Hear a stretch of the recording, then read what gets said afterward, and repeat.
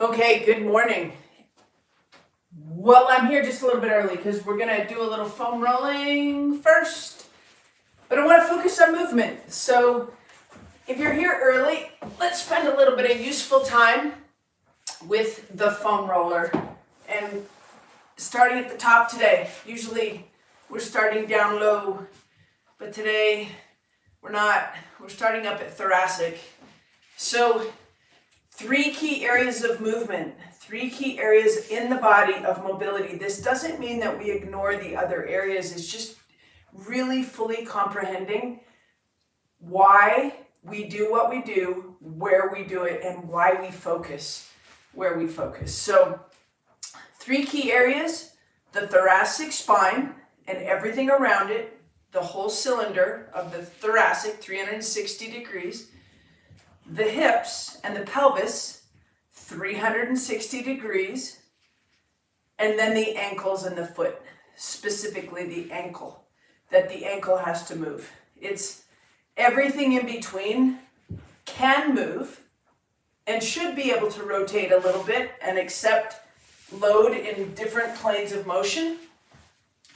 But the bottom line is, these 3 key areas, if they don't move, oh, good morning. If they don't move, then we end up compromising optimal movement. And in athletics and in sports, it's really important to be able to accept load, accept tension, but also produce force and reduce force. So we're starting up here at thoracic. We're just toggling a little bit through the T-spine. A little bit of both.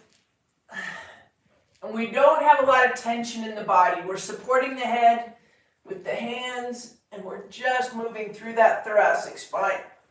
Good. And then we'll go to the other side, lat. Good morning. If you're just getting here, we're just starting with you're not here at the end. We're just starting up at the thoracic. So up here in the armpit, working through the lats. There is a systematic approach to movement based on the activities that we do and how your body interacts with gravity. So if you walk, you have to interact with gravity, that it's pulling you forward. It's pulling you into the ground. If you run, it's pulling you into the ground even more. If you bicycle, Jackson, you're going to go to school. Come here. Jackson, come. Who's that? Someone's here. It's a trick. Ah. Ring the doorbell, your dog will come. So, interacting with gravity, your ability to reduce the impact of gravity is number 1. And the more you do, the more you get pulled into that position, or these different compromised positions of lack of movement. And then if you can get stronger in those, and in your understanding, let's go back to the T-spine again. You can get stronger and build strength around your mobility and within your mobility, then it will last longer. And that's pretty much why you cannot just rely on movement. If you came out of the womb in a really gifted state, which a lot of people do, we're going to jump on adductors next. So if you're just getting here, you guys, we foam rolled the thoracic. We're going to foam roll through the adductors. The adductors anchor the pelvis and anchor the hips. So as you roll through your inner thigh muscles, let's keep this foot up. And just hold yourself up with your hand. And just take that all the way up to the pubic symphysis. And through that adductor magnus, which is the big muscle, inner thigh, right up at the top. Other side, get that foot up. So you don't want to just let that hang. That hangs your hip into external rotation. So you want to lift it up. And it adds a little bit of tension, but that's okay. Whew, those are tight. So when your adductors are tight, it's going to not allow them to move in a smooth, fluid way. And it kind of helps the tightness in pulling you into an anterior tilt of the pelvis, which is not desirable, okay? We want to have a neutral pelvis, and then when we engage the hip flexors, we want them to work in sync with the hip extensors to stabilize the pelvis and allow good movement. So adductors being tight, not a good thing.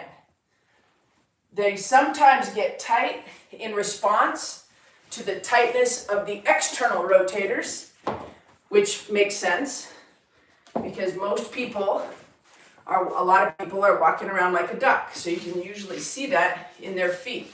So let's have a seat on the foam roller.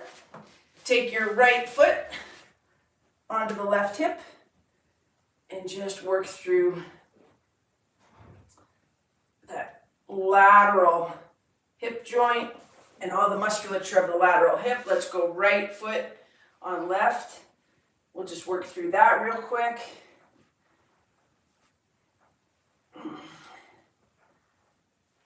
And good. And I could probably spend a little more time on those hips, but remember, foam roller can kind of jack your it can help your immune system as well, but it can actually take your nervous system sometimes and elevate it to a place that you don't want. So too much foam rolling can actually produce an opposite effect. So something that's supposed to create release in muscle fibers and release tension in the body can sometimes actually produce it if you do it too much. Okay, we're on the foam roller just below the calf muscles, gently moving through that. We're going to point and flex the feet, invert and evert the feet, point and flex right, and we'll go the opposite. Good, and let's go invert and evert again, so the palms of the feet, bottoms of the feet face each other, and then lift the pinky toes. 2, we'll do 5 of those, 3, 4, and 5, and then we'll go back to the opposing. So right foot is pointed, left is pulling back, so it's plantar flexion, dorsiflexion. Dorsiflexion is when the toes pull towards the shins.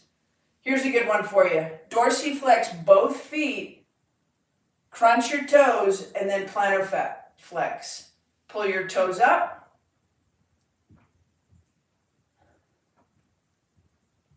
Good. And that just ensures that you're in control of your toes. It's a good thing. Okay, get rid of the foam roller. And let's lay on your side. Actually, I threw my foam roller across the room, so I'm going to use my yoga block. Let's take a yoga block or your foam roller. You can totally use your foam roller. Put it between the knees. That makes sure that they stay pelvis neutral. And we're just going to work through the open book. So this position here, let's get into this. Some of you won't be able to lay your shoulder blades flat because your chest is so tight. But let's just get into this position, and then we're going to expand the rib cage with a big breath. So open book position, feet are parallel with the butt, knees are up. Looking up at the sky and breathe.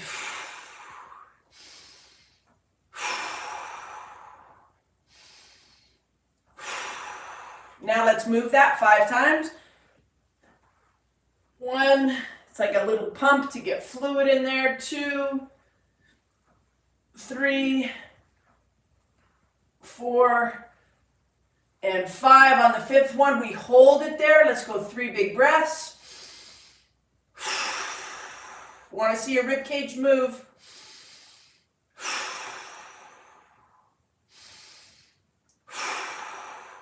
And good. All right, let's do the same thing on the other side. So knees are up, feet are at the same line as your butt. Hands at the front, open it up.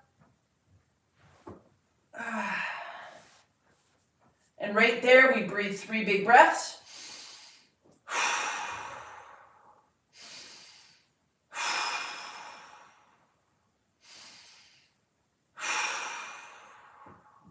And we go 5 open books. 1, 2, 3. I think having that foam roller before you did this should make this a little bit easier. So if you didn't make it early, you might not be moving with so much ease. Here we go, 3 big breaths.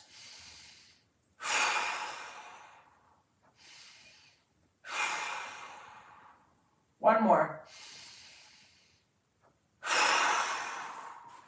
And when we do the big breaths, guys, really focus on breathing to the bottom of the lungs. Okay, right here, let's get into this position. So bridge position, knees are up. Let's make sure your feet are practically under your knees. So don't let them be all out here. Don't let them be way wide. Pull your feet nice and directly under your knees. And then we're going to drop the pubic bone, which creates space under your low back. So we're just going to create space under your low back, so a little mouse could run through there. And then close for business. Close that lumbar spine. And then open it, and you drop your pubic bone, and your hips get pointy. And then you close the house, and your hips get flat. So just a nice, easy pelvic tilt. Demonstrates control down there, that you can move it like we moved our feet. Good. And good. Let's hit a little hip stretch. Right foot on left knee. And from right there, we just reach through the hole and we just hold it. Make sure that your head is back and relaxed, that your neck doesn't have tension in it. And just relax there. 5, 4, 3, 2, 1. Good. Same thing other side. Left ankle on the right knee. Keep your head back. Just gently reach through the hole. Hold that. 5, 4, 3, 2, 1. And good. Now, feet are going to go really wide. Feet planted on the ground, outside of the hips. And if you're on a yoga mat, outside the yoga mat. We're just going to go a little happy hips from the laying down position. And just toggle those hips side to side. 3, and just let the pelvis do what it wants. It's going to do its own little dance based on your anatomy. Good, good, good. And then we're going to do a little toggle through the hamstring. So from right here, let's go knees together. Touch your knees, and that just switches on the adductors. Oh, it's hurting my hair. Ponytails. Ponytails, blessing and a curse. All right. So toes together, heels apart. The heels apart helps the hips go into internal rotation. So just by activating internal rotation, we're going to get more length and stretch and space in the lateral aspect of the hips. So we're switching on the medial part of the hip, and we're, in response, getting a little bit of length in the outside of the hips. So just nice and easy. This is an anchored position. Remember, we talked about how the adductors, the inner thigh, anchor the pelvis. But they can't be tight. They have to be active and functional. So right there, we're just in that nice little anchored position. Okay, good. Now, just by virtue of getting in that position, your pelvis is going to have more freedom. Okay? So let's lay back, keep your head relaxed. We just want to reach through the heel. The correct range of motion, you should be able to hold that femur with your hands and be able to extend through the heel and get almost to straight leg. And some of you, I know you're struggling with this. So just work on that. You can work through different toe positions and foot positions. We can flex and extend at the top, so don't be afraid to play with the ankle while you're doing this. Good.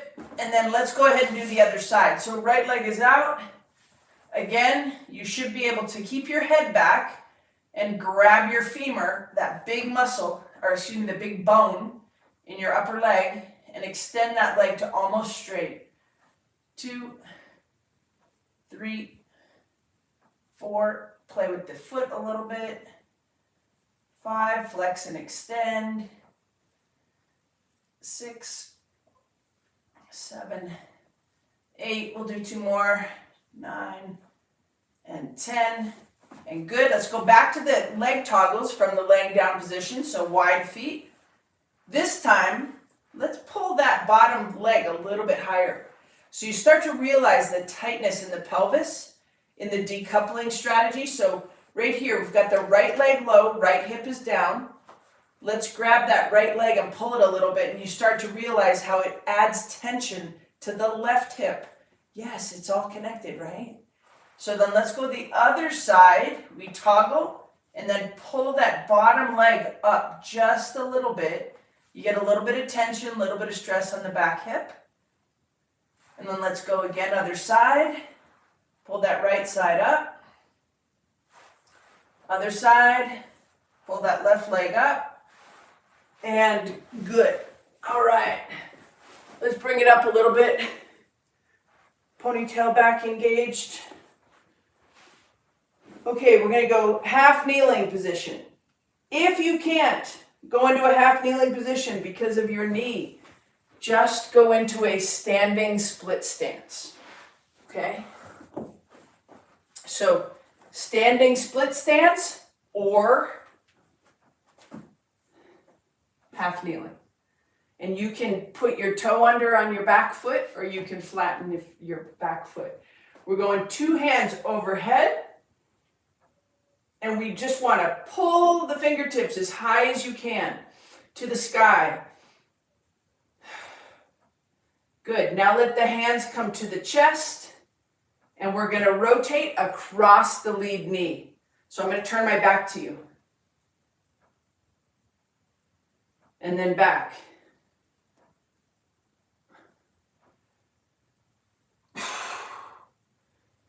Two more.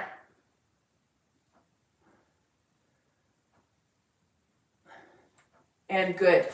All right, same thing other side. So we're not leaning forward, we're not leaning back, we're going up. All right, half kneeling or split stance. 2 hands up, as high as you can. Right here, we're reaching. We want long lats. Reach as high as you can. You might toggle a little bit side to side if it feels right. Hands to the height of the chest. Keep this lead knee in. We turn into the lead knee, and I get to about 90 degrees there. 1, 2, 3, 4, and 5, and good. Back to the lead leg. Working through that thoracic spine again. Right leg up. Hands up as high as you can. This time we've got the right knee up, and we're just going to drive forward just a little bit. So we're going right knee over right toe and come back. So we've still got that elevation of the hands. 2, 3, 4, one more, and 5. Hands come to chest height. This time we're only taking the right hand. 1, left hand stays straight. 2, 3, 4, and 5. And then we do the same thing other side. So left knee is up. Bring 2 hands all the way up.